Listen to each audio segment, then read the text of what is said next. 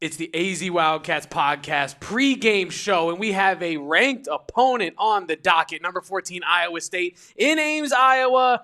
Let's get right into it after this quick intro. Leave a like, drink your water, don't go anywhere.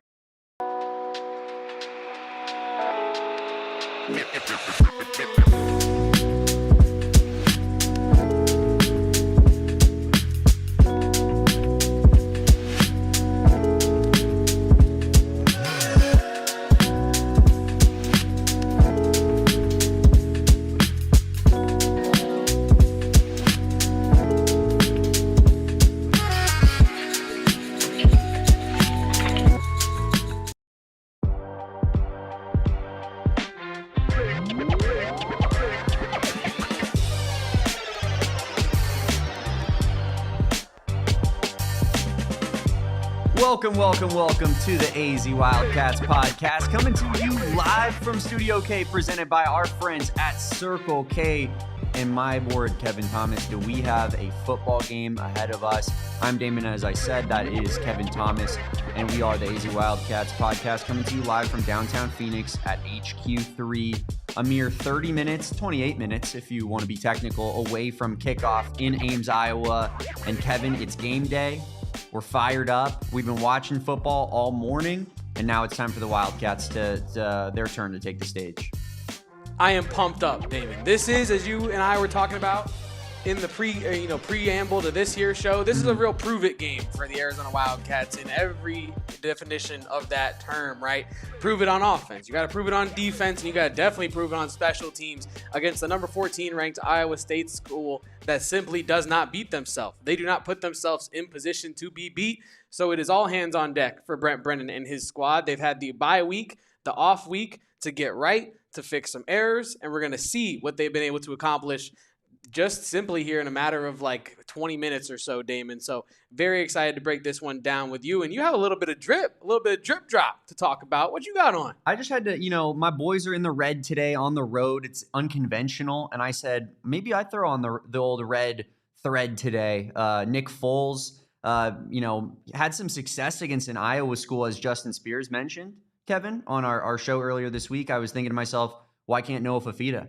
Why can't Noah Fifita go on the other side of Iowa and rip their hearts out right in front of their eyes? I'd love to see it, but yeah, I mean, I'm just trying to instill some good vibes in this team today. Got to get all the good vibes. Got to bring all the good juju. And thank you guys to all of you people in the chat for tuning in with us today. Drop a score prediction. We're going to get to those in the end of the show, but drop yours in the chat throughout the pod. If you're thinking about it, get thinking about it. We're going to do score predictions here at the end of the show. But I think we should start off probably with the injury report, Damon. Yeah, I think that is a key place to start, as we have the injury report here. We got this from the Big 12. The availability report, You're Kevin. right. The availability report. That's a nice little contextual thing there. But we're going to be getting these consistently now that we are officially in conference play. Notably, out for Iowa State, you have DB Jeremiah Cooper, a game-time decision for Tamatoa McDonough. When we spoke to Alex Bussey, I should say, he did say that this is a potential big loss for the Cyclones and Tamatoa McDonough, who is pretty good at generating pressure. Damon and I were looking at some of their stats pre-show, and Dominique Orange, while he might be the big name on that D-line, the production, Tamatoa McDonough, he's the one that has it. So that is your injury report for Iowa State, Arizona. What stuck out to you for the Wildcats side, Damon? Well, obviously, Kevin, you're focusing on the Iowa State side of things. I think that they have a lot of the more high-profile injuries on this availability report, for example. But one thing that you said to me off air, and I agree with you, is no Keona Pete tonight.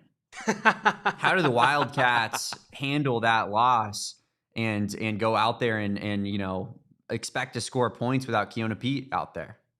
Yeah, I mean, that's a huge loss. And but yeah, like you said, we talked to Justin Spears also this week, and not on the availability report is Trey Smith and Riley Wilson. And really, that's the answer. That there's nothing that sticks out on the availability report because there's no notable Arizona Wildcats that are injured necessarily, outside of like a Tyler Powell, who of course had the injury early on in the season. But looks like we will see Traden Stukes tonight. We will see Riley Wilson. We will see why am I blanking? Chris Hudson, Chris Hunter, Trey Smith. I mean, all the people that have Kedrick Reesano not on that availability report. Good point. So it looks like the Wildcats are essentially going to be at full strength going into this matchup in just a few minutes here. Yeah, and also notable for Iowa State is missing kicker Kyle Conradi. We spoke to Alec Bussey about that as well. That is a massive loss. Kyle Conradi, one of the most consistent kickers in the conference and in the country as well. And as we all are very familiar with, having a guy like Tyler Loop last season, that not having a reliable kicking game can really send some shivers down every fan's spine. But Damon, as we continue to preview this matchup, let's just go ahead. We already kind of talked about the special teams battle. Should we do our matchups battles? Let's do it, Kevin. And we are bringing the matchup battles back after we forgot to do it, I believe, against Kansas State. But we're going to do it for the rest of the season here. And as we look at kind of just the position group by position group battles, by the way, I chose some alt logos for this one. Shout out to the OG Wildcat logo, which is now an exclusive emote for our MVP members. So if you want to drop your Wildcats in the chat, go ahead and do that. I saw our guy Max doing that just a little bit ago. So yeah, shout out Max. Go check out those emojis. They're pretty sweet. Become a supporter member. But Kevin, let's go through these matchups here. I think let's start at quarterback and we can pull it off screen for a second. Noah Fifita versus Rocco Becht. It's obviously a huge matchup, as is every quarterback matchup in every football game ever, right? Because it's the most important position possibly in all of sports. And they really dictate the game. Rocco Becht, in terms of dictating the game, is about as good as it gets. Yeah. The guy seems to really control games. He makes big plays when it matters. He third down, fourth down conversions. He's consistent with it. He can use his feet to run, but he is not all that dynamic as a player. He's not going to just, take your head over the top and throw for 400 yards. And that's not what you expect out of Rocco Becht. Whereas Noah Fifita, I think that we've seen this season him do a little bit more of that game manager style of quarterback, because let's face it, we haven't played teams that have forced Noah Fifita to have to really truly air it out and get weird and start just throwing the ball down the field. Like even the Kansas State game, Arizona starts out so hot, they're almost just protecting the lead the entire second half. Noah Fifita, though, in the past has had that dynamic ability to just take over a game. And so I think that it makes this quarterback battle in particular really interesting, Kevin, because they're almost different types of quarterbacks, and it's hard to compare, but they're both really, really, really good upper echelon Big 12 passers. They're two completely different quarterbacks with a lot of really weird similarities, as Spears outlined on yesterday's show, right? Like the first year conference player of the year thing at the same time. Like if you want more on that, go back to yesterday's pod. Justin Spears did a great job outlining some of the underrated similarities between these two specific paths to where they are today. But in terms of where they actually are today on the football field, their skill sets are kind of a completely different bag, right? Like Rocco Becht, like you alluded to, complete game manager. He takes his team from point A to point B in the most efficient way possible. And usually point A is the start of the game and point B is the end, with Iowa State winning the game. Rocco Becht is a winner, right? And Noah Fifita is a winner, but he's also a little bit more of a dynamic quarterback, as you alluded to. He's been using his wheels a lot this season. Yeah. And when we spoke to Alec Bussey, I wanted to ask him, and we did talk to him about, like, how is this defense going to deal with this new wrinkle in Noah Fifita's game, right? Because if Noah Fifita, we already know, is one of the best pure throwers in the conference, right? But if he can add a legitimate rushing threat to that, in tandem with what Seth Doege's been able to do with the rushing game of Arizona, that makes the Wildcats really dangerous on offense. And I think that this quarterback matchup in particular, Damon, it's going to be really good. We saw earlier this morning, actually, Brennan Sorsby and Jalen Daniels go at it. That was a really good Big 12 quarterback battle. I think we might be in for another good battle here, Damon. I don't want to talk about that game, Kevin, but we will in our final segment here on our AZ Wildcats pregame show leading you into the Iowa State game. But Kevin, I think that's a huge piece of Noah Fifita's game, and not that Rocco Becht doesn't have that, because he actually does have a really, really underrated rushing ability, in my opinion. But Noah Fifita, I think, you look at the way Iowa State tries to play defense, the way that they try to keep everything in front of them, no balls over the top. When we talked to Alec Bussey, he talked about the way that Matt Campbell and that Iowa State defense have almost revolutionized Big 12 defenses, because they were almost the way and the driving factor to, building the blueprint to stopping Big 12 passing attacks. But I think that makes Noah Fifita's ground game all that much more important, because if they're not going to let him throw it over the top, it's just going to be about Fifita taking what he's given to him all night long. And there's probably going to be a lot of opportunities where he's rolling out of the pocket, and what's given to him is a 5-yard run here and there. And we've mentioned Iowa State's size, their physicality, how they're almost like a Big Ten team. I think avoiding hits for Noah Fifita is also going to be a big key tonight. So, and he's really good at that. He seems to have that inherent ability to kind of drop down and sense pressure and whatnot. But I'm looking for Noah Fifita to run the ball when he has the opportunity to tonight, like he has all season long. And I'm looking for Noah Fifita to avoid taking big, unnecessary hits from Iowa State's defense. Yeah, that was really well said. And on the other side of that same coin, before we move on in the rest of our matchup battles, I'm looking for Arizona's defense to – you're not going to really stop Rocco Becht from doing what he does, right? I think it's just making him uncomfortable in any way possible. We're going to get to that more in the keys to the game segment in a little bit. But, yeah, making sure that Noah Fifita gets off to a hot start in this one, build some confidence for him, absolutely massive for the Arizona Wildcats. And as we move on here in our matchup battles, the running backs – Arizona's taken this one. Damon, the sole position group that we have Arizona taking, Kevin. Yes, the sole position group that Arizona has a clear W in is the running backs room. And as you and I were kind of going back and forth about pre-show, like production aside, which for context, Arizona has the better production between the two groups. Arizona's room, in my opinion, is just simply more dynamic of a room than Iowa State's. And for that reason, I think they have to get the nod here, right? I know that Iowa State's played more games, but Arizona also has better rushing stats in less games, right? So I feel as though this one was pretty obvious in a lot of ways. I think Arizona gets the nod here in the running back room. Yeah, I'm with you on that one. I think Arizona just has too many pieces in their running back room. Even a guy like Kedrick Reesano, who is not played necessarily in the first couple of or after the first game, sat out the last two games. I think you could see him get a big role tonight, see a lot of carries as they've seemingly rested him, and kind of put him on the shelf for a second and say, hey, Ked, we're going to need you in a little bit here. But I do think that Arizona just has too many pieces in that running back room. And Iowa State, it's not like the rushing attacks are all that comparable or incomparable, Kevin. Carson Hansen's a good player, 252 yards this year, 4.7 yards per carry. He does have 0 touchdowns, though. And I think that just the depth of Arizona's room makes me lean towards Arizona's running backs. But as we get into the rest of this list, I mean, we talked about the pass catchers here for a second, Kevin. Here's why we leaned Iowa State with pass catchers. They just have two really, really good tight ends in particular. You look at Gabe Burkle, you look at Benjamin Brahmer. Two guys that are, they have over 100 yards receiving this year. They have 4 touchdowns between the two of them. They're really, really good tight ends. We hear Alec Bussey talking about how good those guys are, how they're going to be in the NFL. I think that the almost lack of tight end play from Arizona and how their tight ends are so good was the needle mover for me in this discussion, Kevin. But I do think Arizona might have a slight edge in the wide receiver department of things. It's the wide receiver room specifically is almost like the running back room in a lot of ways, right? Arizona just has more dynamism. They have more dynamic athletes in their running back room than Iowa State, or in their wide receiver room than Iowa State does. And I think the tight ends, really, like you said, is what tilts the scale there in Iowa State's favor. I agree with that. I think that Iowa State just has too much at the pass catcher's position for Arizona to really get the W in that category. As we move on to the line battles here, offensive line, run defense, pass rush, I think you kind of just have to give the edge in the trenches to Iowa State, who, like we said, they play like a Big Ten team. They're extremely physical. They have the size. They have those Iowa farm boys. We do not. We've supplemented that with some poly size, but I don't think we quite have the Iowa State size of things. And I just think that you have to give them the inherent advantage on the lines here, Kevin.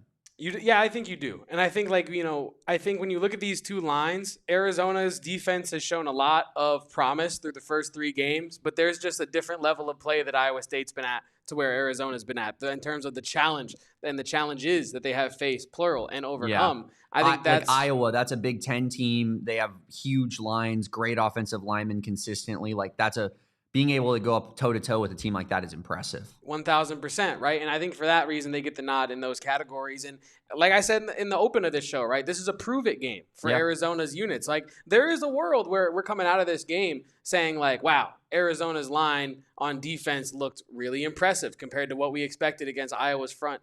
And I think that is one of the key, pivot moments in this game is how does Arizona's D-line hold up in Ames, and I'm very excited to see how that one goes. And as we move down this line a little bit, Damon, do you want to talk a little bit more about the pass rush, or should we move into that DB's tie? I just think that me and Kevin are not sold yet on this pass rush. The run defense, I will say, has been great this season, and so it was difficult to really judge Arizona's run defense because, in part, I don't think they've played great competition. Even Kansas State was out their best running back. I know he played, but he like really didn't play.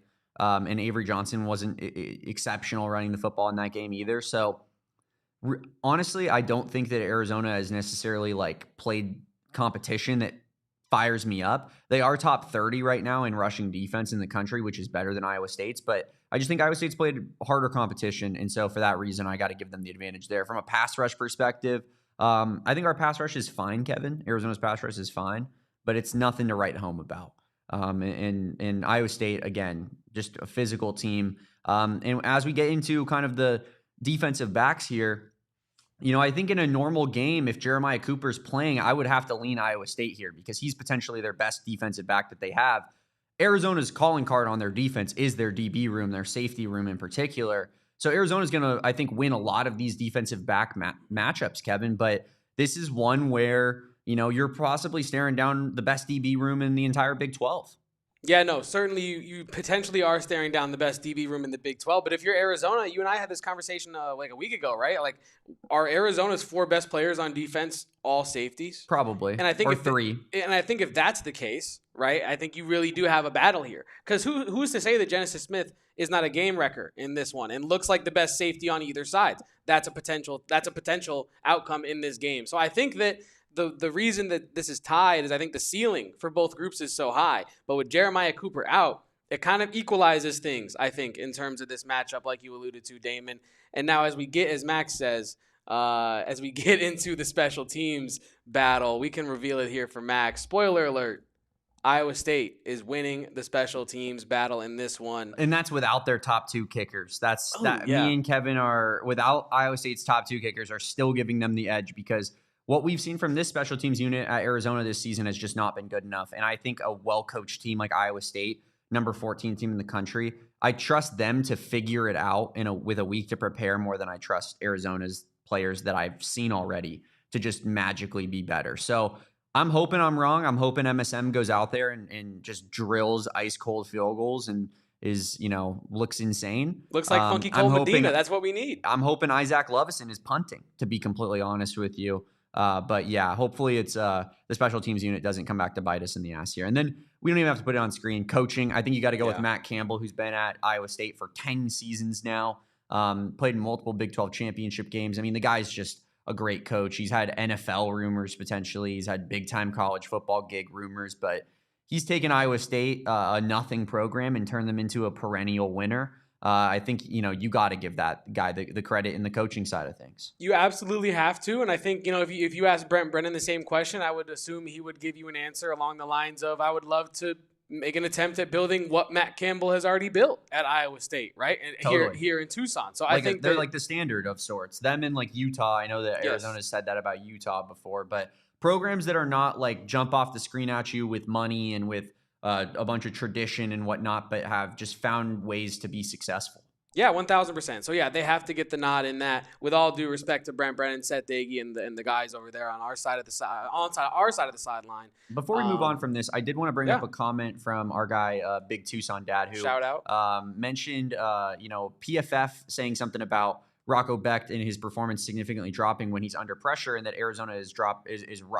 rushing or blitzing, I should say, around 50% of the time.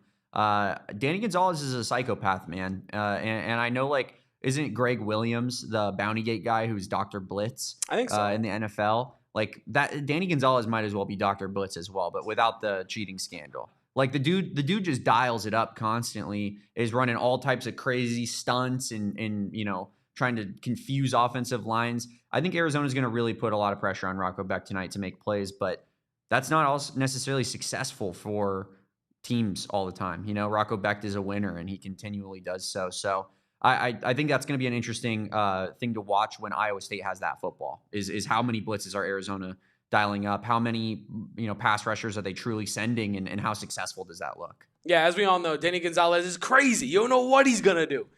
He's just going to blitz. Maybe he's not going to blitz. He's crazy. Kevin, I believe you have some keys to the game yes. that we can get into here Read my mind. On the AZ Wildcats pod. As Kevin, consistently, I feel like you've been on the money with these keys to the game thus far. We could go back and look through the annals of this podcast history and see if I am correct. But like you said, I think this has been a good segue into my keys of the game, because as we start with actually key 3 I will direct your attention there. Disguised aggression on defense. I think when we talked to Levi Stevenson heading into this matchup, he talked a lot about how what impresses him from the Iowa State side about Danny Gonzalez's defense is the amount of twists and the amount of unexpected blitzes that he's able to disguise and give different looks to quarterbacks. And if you're facing a guy like Rocco Becht, who is completely unflappable, he's a veteran quarterback, he's seen pretty much everything that you'd need to see to weather the storm against an Arizona defense. Yeah. I think that the disguised blitzes that Danny Gonzalez has become so known for, the aggression, is going to have to make itself known early in this one. You're going to have to make Rocco Becht make some tough decisions,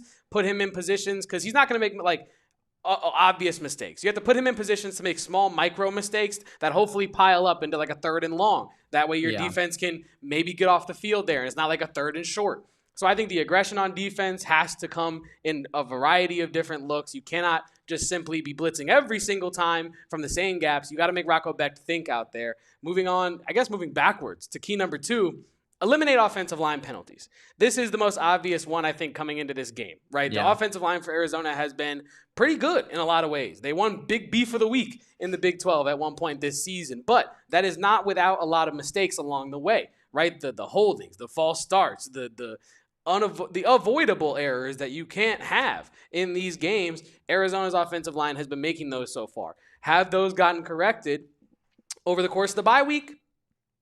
I don't know.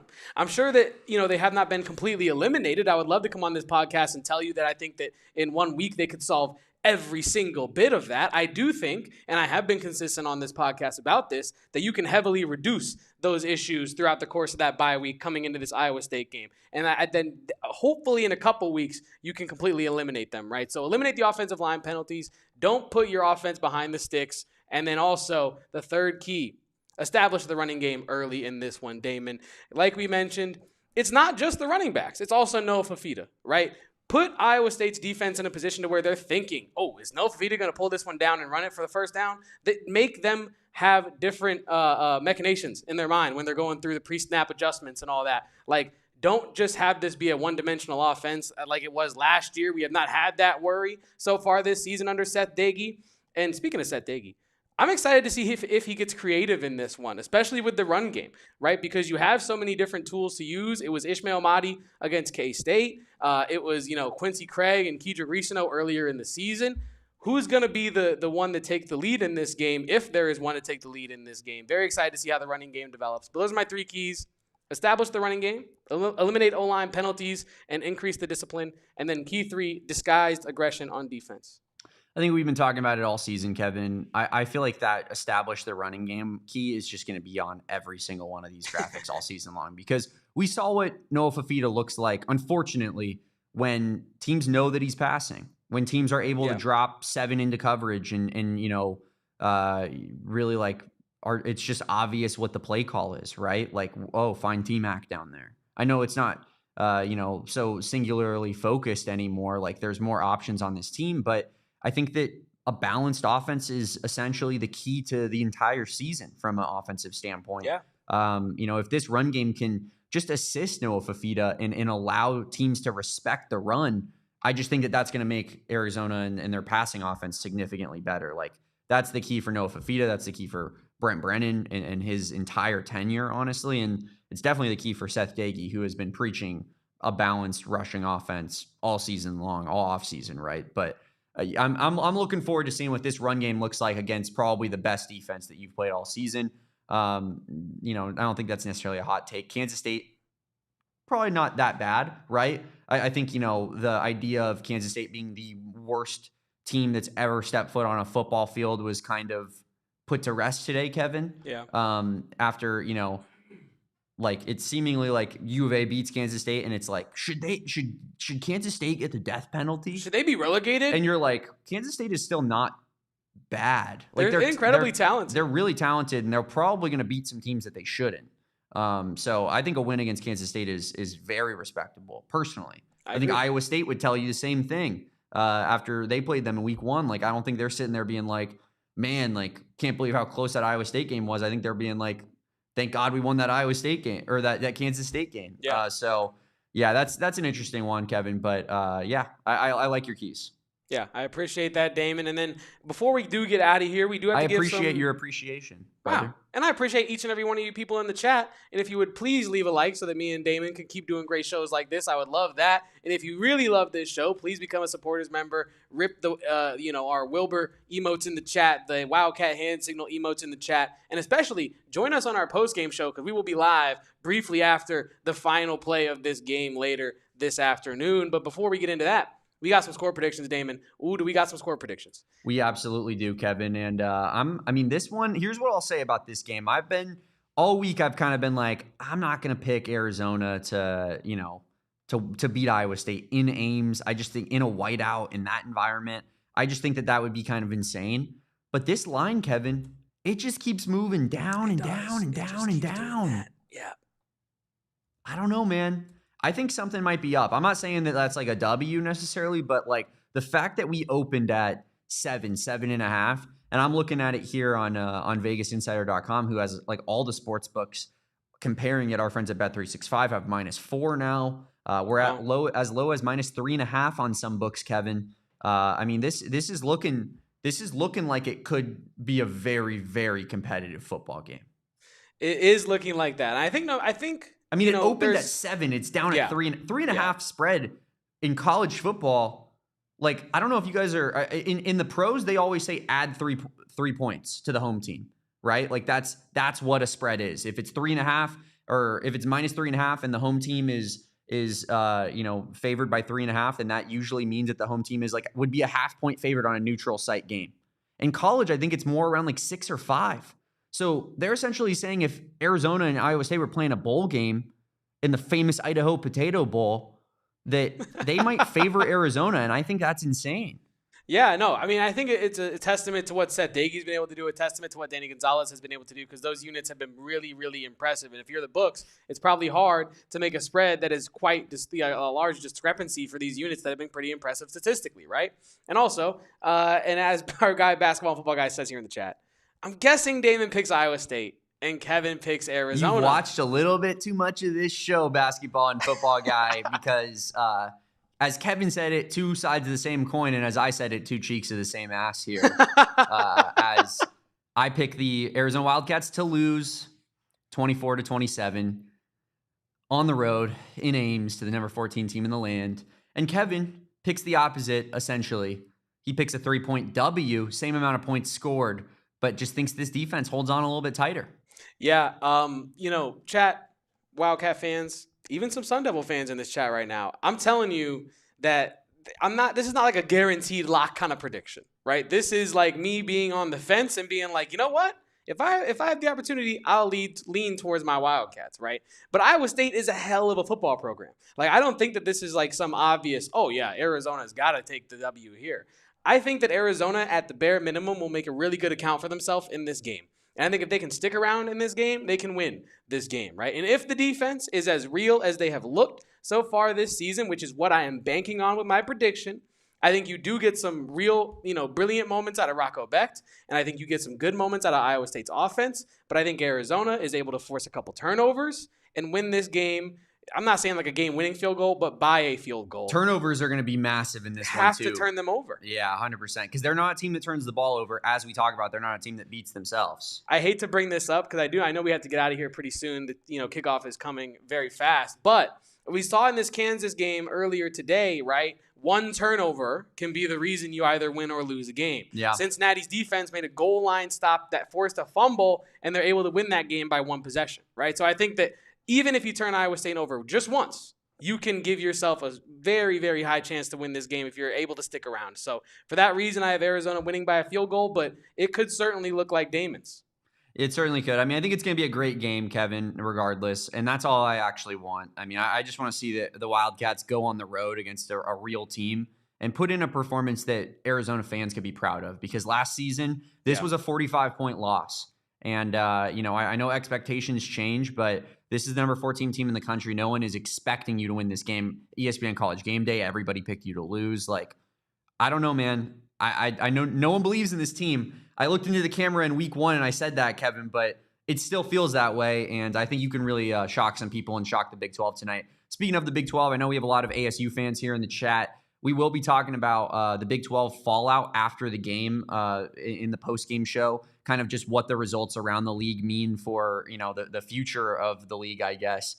So stick around for that. We like to try to involve everybody in this show, but drop your score predictions down below. We appreciate everybody for being here, even and especially our guy AZ Catch G, who drops us a super chat and says, "Bear down, guys." 100% AZ Catch G. He is a supporting member. He can throw that bear down emoji in our chat. And appreciate everybody for being here. I love you too, Chris, even though you're a nasty, nasty ASU fan. But appreciate everybody for being here. We are fired up to watch the Wildcats take on the Cyclones in Ames in just a few minutes here. But make sure that you guys are on our post-game show. Like I said, we're going to go live about 10 to 15 after the clock hits 0 in that one. Win or lose, we will be here. And we will be breaking it all down. I am Damon Dog. He is Kevo Posts. You can, of course, follow us on Twitter at both of those @. And you can follow us at PHNX_Wildcats, where we'll be live tweeting the entire game from. Appreciate everybody for being here. Drop a like on this video if you haven't done so already. And let's get that W, Kevin. Peace out. Bear down. And go Cats. Let's go prove some. We